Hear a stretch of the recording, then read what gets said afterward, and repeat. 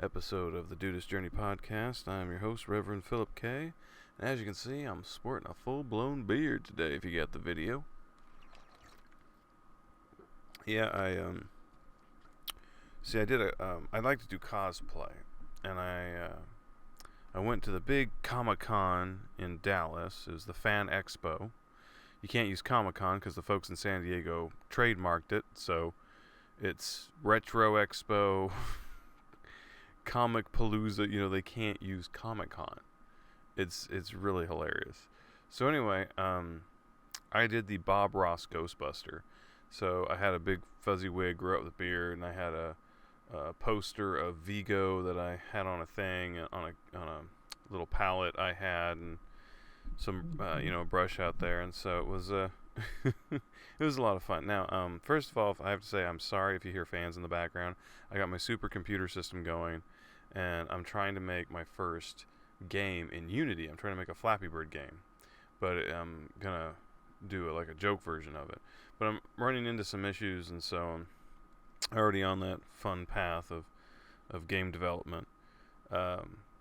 So usually, let me just bring you up to speed here, because usually I talk about like a lesson or something I've reflected on, or something I know a bit about. And but today I wanted to talk about my little adventure at the FanExpo Dallas. Okay, so I create my own comic book. It's called Stillborn: The First Zombie, and I started it back in around 2012. And I did about 5 issues, did a graphic novel of the first storyline, and, I was, people responded to it. I got a pretty good positive response. I got good feedback. It was selling out in comic shops, and so, all right. Hold on, I gotta light one of my home-rolled hemp cigarettes here.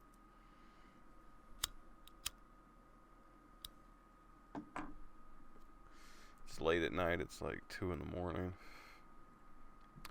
And the reason I haven't done a podcast earlier is because kids are home for the summer. I don't really have much time anymore. I'm working from home, and the kids are just up my butt, which, as any parent knows. So, anyway, I stopped the comic around 2016 because the local Comic-Con I did well at. I would bring Batman paintings, and I did prints of different comic book characters and stuff, and I had my zombie comic, and it was going pretty well because the Comic-Con was run by a place called Official Picks, and they always hosted the Comic-Con at, I think it was the Irving Convention Center near Dallas. Now, what happened was that the con was getting bigger and bigger, and more people were coming out, and the company said, look, we can't do the Irving Convention Center again because the fire marshal almost shut us down, which was, I was there. It was crazy, and it was packed shoulder to shoulder. And so, oh, dang it, man, my smoke went out.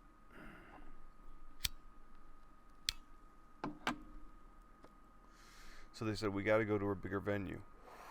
So they said, well, let's go to the big Dallas Convention Center. And the problem is they didn't have the money to cover everything. So in steps FanExpo, which they do all these big cons all around the country and in Canada and stuff. And so, but when they came in and, hey, we're going to the big convention center, well, all the prices jumped. I'm talking like double. Table was around $125, and they bumped it up to about $350.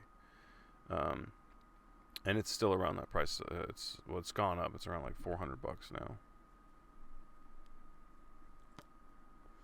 So,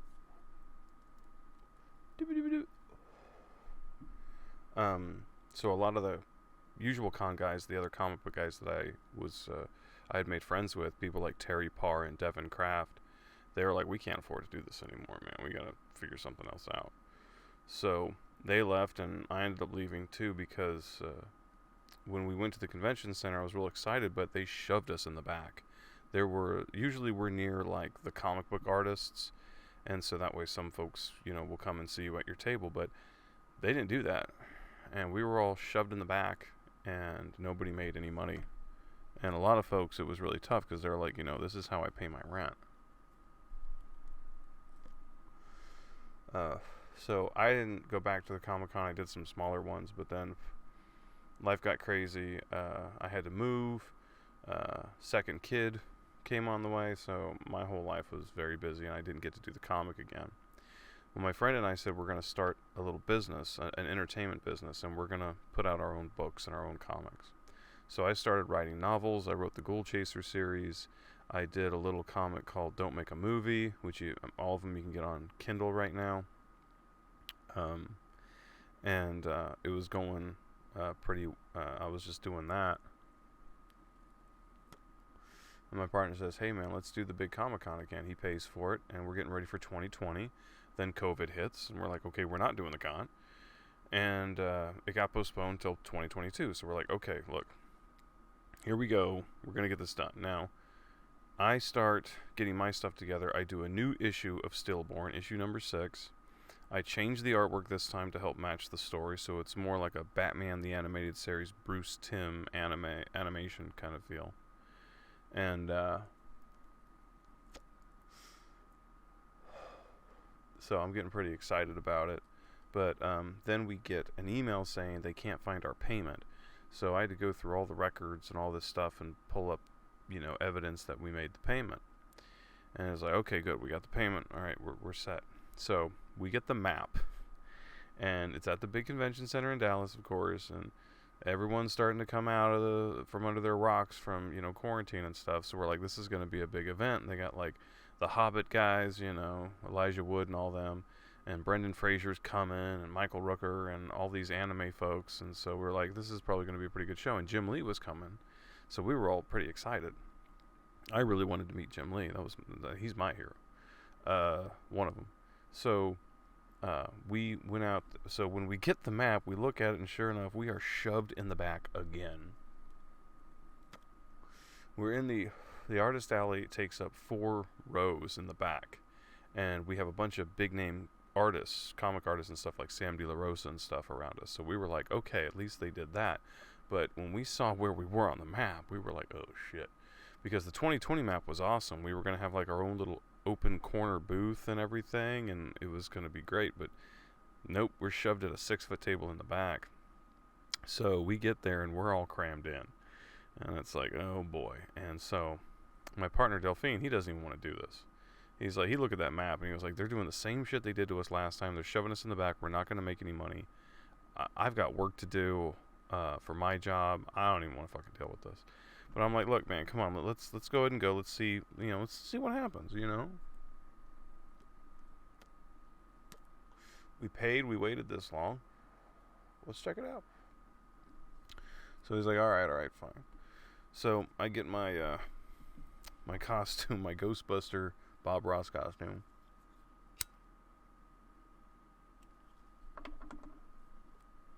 I check in with the Dallas Fort Worth Ghostbusters, seeing if they're going to be at the con. But they said probably not going to be. I was like, great, damn it. Because I really do want to try to hook up with the Dallas Fort Worth Ghostbusters, but I don't think they're doing any charity work or anything anymore. And it turns out they're not. I'd find that out later.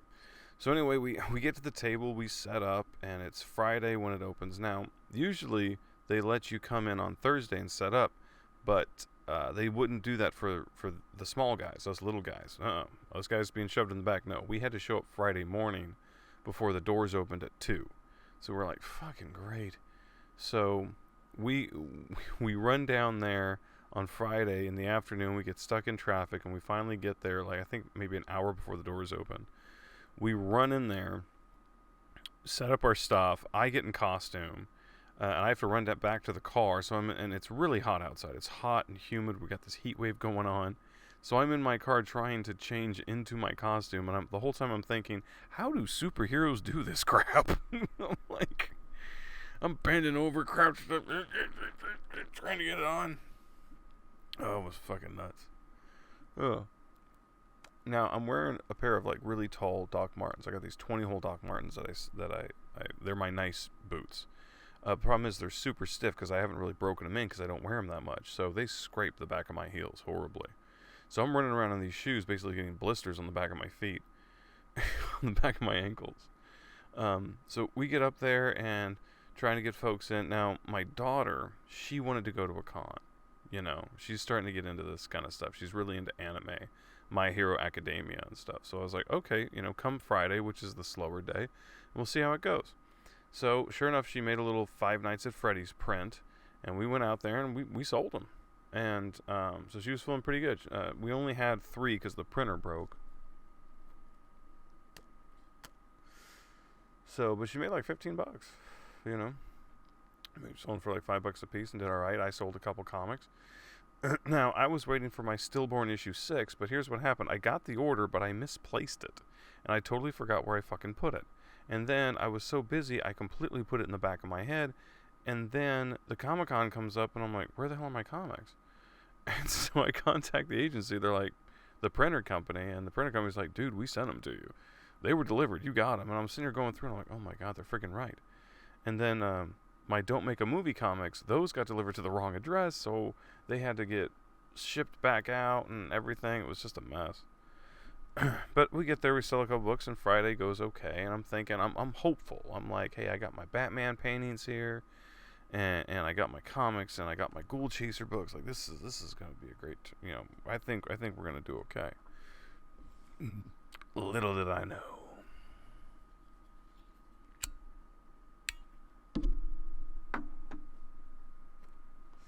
Sorry. Smoke keeps going out. Help me, Jesus. So, now, Saturday's a different deal. Saturday's the big show. That's when all the big guests come. And, you know, like Jim Lee was doing one day only. It was on Saturday. So, we get there. We're trying to get there early. Once again, stuck in traffic. We finally get in. We had to park down the street. We couldn't get into the one level parking lot at the convention center.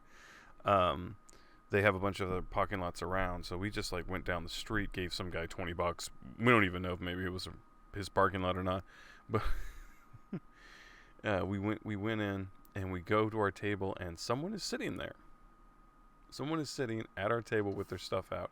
Now, all of our stuff is in boxes under the table. Usually, vendors will leave their stuff on the table and just put like a drape or a sheet or something over it. We didn't do that. We packed it back in the box and put it under the table. You know, we didn't want anything to get stolen, which doesn't happen that often, but still. So, we come and this lady's just put down all her prints, and apparently the table next to her, which was empty on Friday, because they weren't here yesterday, that guy's here, and apparently this girl works with him, and so she just went and took our fucking table. We call this poaching in the business. So, she says that management said she could move. We run and get a manager. The guy's name's Alex. And I know this guy because this is the guy I was emailing about our payment that was missing. So, Alex comes over, and yet there's confusion. Now we have another manager there who's looking up the information on a laptop, and he was like, "You're not supposed to be here, lady. This is their table." Now Alex is trying to mess up. He's like, "I'm sorry, I didn't think anyone was here." He's like, "But you're gonna have to leave." And now this lady is just being a total fucking asshole. Like, she's not apologetic. She's not, like, because usually, like, if I had done something like that, if I had taken a table, turned out with someone else, I would apologize, I'd clear my shit, I'd get the fuck out of there. She didn't. She got entitled and demanding and was just unfucking believable. And it was turning into this big thing, and then Dell looks at me and he's like, "Look, man, I don't want to start the con like this. This is like some bad mojo, man." And he's like, "What do you want to do?" Now, there's a table right across from us that's empty. Those people forfeit. They didn't show. So do you want that table? So I'm like, all right. And I'm trying to keep it cool. I'm like pissed off. I want to flip over the table and kick this lady in the face. But that's anger. Don't want to respond to the anger. Don't want to kicked out. Don't want to be hostile because I'm like, she's already looking bad as it is. So I'm like, hey, you're doing your job, the job for me, lady. So I go and we set up at the other table. And my partner, Delphine, my business partner, he's talking to management like, okay, what kind of compensation are we getting for this? Because you guys messed up our payment. Now someone's stolen our table. Like, what kind of show are you running here, right? And he just kind of got on him. And they said, tell you what, we'll give you a free table next year at the con. So I'm like, okay, all right, deal. Consider me a happy customer, sir. So we set up over there. And I'm meeting all my new neighbors because that's what you do at cons. When you're at a table and you're around people, these people are your neighbors. Be good to them. They can help bring you business. You can help bring them business. Everybody helps and shares and does a lot for each other. But one thing that we're noticing, me and Del are, is that there is a shit ton of anime artwork here, which is bad news for us. Because we're like, look, there is an anime con. It's called A-Con, and they got their own shtick. This is supposed to be superheroes, you know, so I got my Batman stuff. I got my Ghostbusters and Ghoul Chaser stuff, you know. What's going to happen to me here? So, I start meeting my neighbors, and I'm telling them all, oh, hey, how's it going? And they're like, oh, hey, why weren't you here yesterday? And I was like, oh, I was here yesterday. That lady stole my table. And I'd be like, hi, how are you? Oh, your name's Chew. That's nice. My name's Phil. That lady stole our table. Like, I made sure all of my neighbors knew this lady stole the table. So I was it was just a bad thing. I mean, we're sitting right across from her. So I'm staring at this Jabba Hutt of a woman who's just acting entitled and just ungodly. I mean, Alex even, they even said, hey, sorry about the diva. Jesus. Most people would move. So we're trying to get things underway. So we get set up. I get my costume on. And like I said, I'm noticing a lot of anime stuff. And there's a person next to us. Her name was Chew. And she had a ton of anime stuff. She had like keychains and prints and things. And she was getting a ton of business. We were not. We couldn't get anyone at the table. Delphine brought some 3D printed out toys that he made. And those were selling. My stuff was not selling. I mean, I sold 3 Don't Make a Movie comics. And that was it. I didn't sell a single Batman painting. I had some Slimer paintings, didn't sell. I had my Ghoul Chaser books. Nobody bought them. It was... Oh, God, it was sad. And that's why Delphine was like, look, when we saw the table and we saw how crowded this was going to be, we knew that we were not going to make any money on this. So... as a tote, because I'm really relying on the money. This is a side income for me. But my partner Delphine, he's like, hey man, I get paid well at my job, so whatever money we make, whatever money I make from the toys, I'm just going to give it to you. Which was really kind of him. Altogether, I think it was like $150, and I'm like, dude, we spent $150 on the extra passes for my kid and his friend Grant to come. I'm like, ugh. No, that's not counting the booth and the comic printing and all that good stuff. Usually I would stand outside the booth and I would make a scene and get people to come in. But because we were so crammed and things were so tight and the audience was so big, I couldn't really do that. I had to stay behind the table and get in my Bob Ross Ghostbuster costume, and I got plenty of pictures from folks, but nobody was buying anything. And I thought it was funny that first Friday night, my daughter, she's 10 and she's very blunt, and so people would come up to the table and she's like, "Are you gonna buy something?" And then if they just chatted with us and left, which is what a lot of folks do, my daughter would call after them and go, "Hey, you didn't buy anything." I was like, "Kid, you need to run a convenience store." So, we're in the midst of Saturday. Everything's packed. They're selling these tin mugs with like soda in them. You can get all the free refills you want. I think it was like Pecco's Pete's or something like that. It's natural sodas. And we're trying to make the most of it. Now, I'm still walking around in these boots cutting up my heels, which is stupid. And when we had to reposition the tables, I was running back and forth to the car because we had no room to store our stuff, so I had to take everything we had and run it back to the car, up the street, and put it away, and then come back. It was flicking nuts. And then, as we're going through, I'm looking around. There's all kind of big booths here. Free swag from places. Make your own custom lightsabers and stuff. So a lot of people were spending their money on all this other stuff. They were not spending it on ours at all. And learned a lot that day. But honestly, I really do think that FanExpo needs to work on their spacing, because they had a food court area, a bunch of these like different booths like hot dog, pizza, the smoothies, and all these different stands, and they had tables next to them, but they didn't have enough tables. There was literally there was just as many people sitting on the floor as there was sitting in these tables. And then they put like the big red carpet runway with the background for all the cosplayers. They put all that stuff over there, and it was just crowded as hell. Now I gotta tell you, when I first started doing cons, and this was back in like 2012, I would say 10% of the audience was cosplayers. And I would do cosplay because that got people over to the table and I could sell them something. But as time has gone on, I'd say it's easily 60% of the crowd is cosplayers. I mean, it's turned into a giant Halloween party. And the demographic has changed also, where this was mostly a boys' club. I mean, it was easily over about 80% male. Now, I'd say it's probably around 40% male. There's a ton of women, and women like cutesy things like anime. They don't necessarily like Batman the Animated Series or Ghostbusters. They'll say, "Oh, hi, that's cute, take a picture," and then boop, right off. And so I'm having a hell of a time with this, and I'm starting to get kind of depressed about it, because I'm just like, I'm not making anything, man. I'm not making any money here. No one's buying my stuff.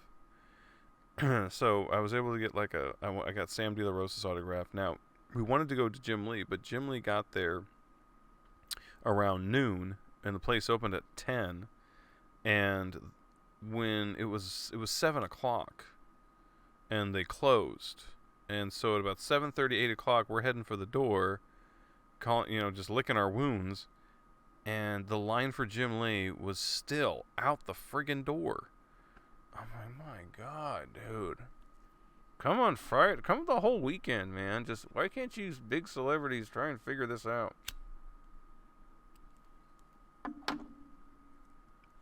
Come the whole friggin' weekend, please. So that way some of us folks who are working the con can still get like a picture and autograph and stuff. But whatever. Sure, there's all different ways to fix the situation. Now, Sunday, I'm trying to come in with new vigor, and the problem is Sunday is what we call dead day, because Sunday is the slowest day. You're going to get a lot of families, that come here during this time. I'm talking like the whole family, okay? Friday is for the folks that have to work on the weekend. Saturday is for every party young person on the planet, and Sunday is for the families. So Sunday is really slow. And I got my costume on. I've changed my shoes out. I was just still trying to do what I could. And I even did a new painting of Slimer there at the table, hoping to bring some folks over, and nothing, man. I was like, hell, I should have figured out a way to get more of my kids' FNAF prints. But at the end, and so we got to a point, I think it was about 2 o'clock, and they were going to close at 5. And it was about 2 o'clock, and me and Delphine, we had sold all the toys that he had brought, and we just kind of looked at each other, and he was like, "You want to go?" So we packed up the car, took off, and I just remember being so damn sad and defeated by the whole thing. It was tough. I still have not found my stillborn comics. I'm almost scared to think they might have gotten thrown away. I don't know. But I've been cleaning out things, and I'm still not finding it. So, went home a little broke. But the FanExpo Dallas, it was fun. I mean, I'll still say it was fun. Got some great folks. Got to meet some cool people. Got to see some old friends. So a lot of that was really awesome. Don't know.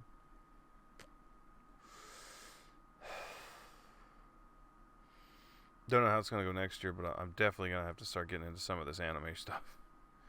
I tried watching My Hero Academia and Demon Slayer with my kid, and they're okay, but the problem I have with anime, this is the thing I don't like about anime, because I'm a writer.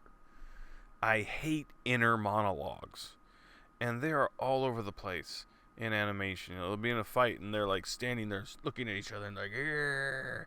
And then there's this whole inner monologue going on in the character, and he's like, I must go and I must defeat him in order to make their honor to myself, but I know he is more powerful than me, and I've already been injured. Is there a way that I can do this? And it's like, what?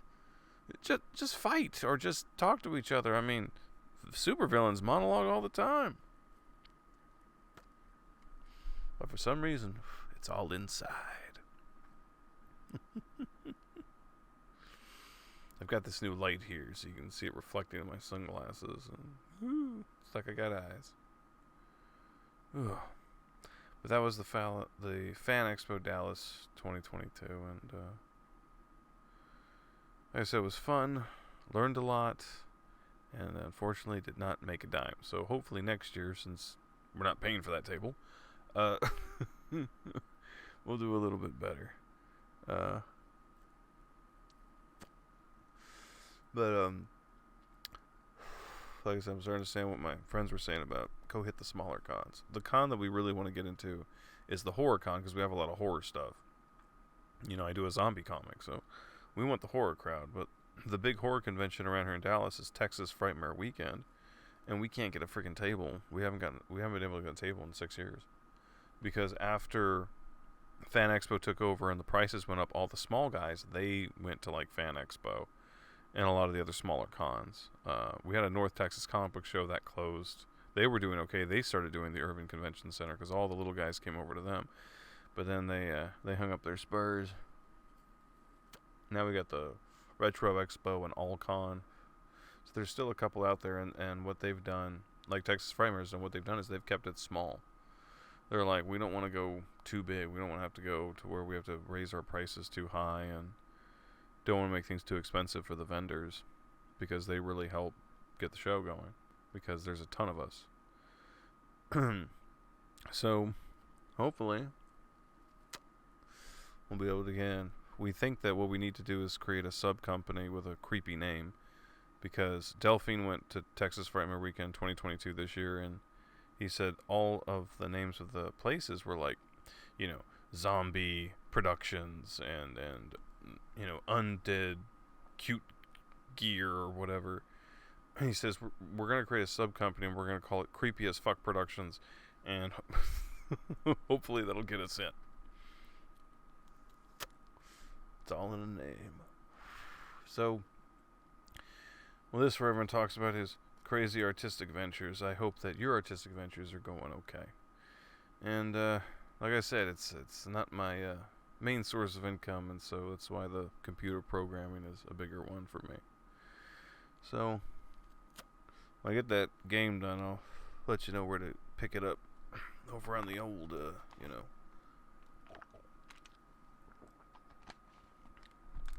in the old app marketplace.